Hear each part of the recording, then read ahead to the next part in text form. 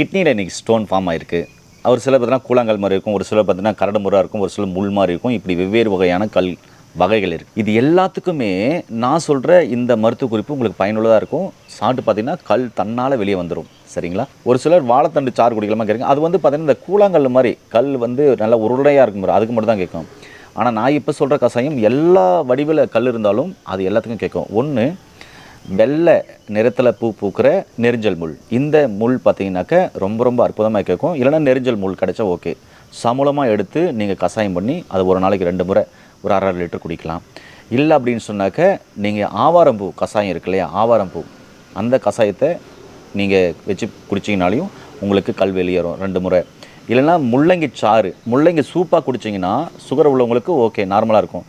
Sugar உள்ளவங்க பச்சையாக முள்ளங்கி சாறு குடிச்சிங்கன்னா அப்படின்னா சுகர் லோ ஆகும்.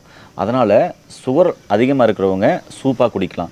முள்ளங்கி சாறு எப்படி எடுக்கணும்னா, 1 டம்ளர் முள்ளங்கி சாருக்கு 3 டம்ளர் தண்ணி ஊற்றி அல்சர் இருக்கிறவங்க வெறும் வயிற்றில் சாப்பிடாம சாப்பிட்ட பின்னாடி சாப்பிட்றது ரொம்ப ரொம்ப நல்லது. இந்த நெரிஞ்சல் முள் வெள்ளைப்பூவாக இருந்தாலும் சரி, வெள்ளைப்பூ நல்லா கேட்கும். இல்லைனா மஞ்சள் பூ, அதுக்கப்புறம் பார்த்தீங்கன்னாக்கா யானை நெரிஞ்சல், இல்லைனாக்க ஆவாரம்பூ, இல்லைனா பார்த்தீங்கன்னாக்க உங்களுக்கு முள்ளங்கி. இதெல்லாம் இந்த சாறு தொடர்ந்து குடிக்கும்போது உங்களுக்கு கண் சார்ந்த எல்லா பிரச்சனைகளும் வெளியேறும்.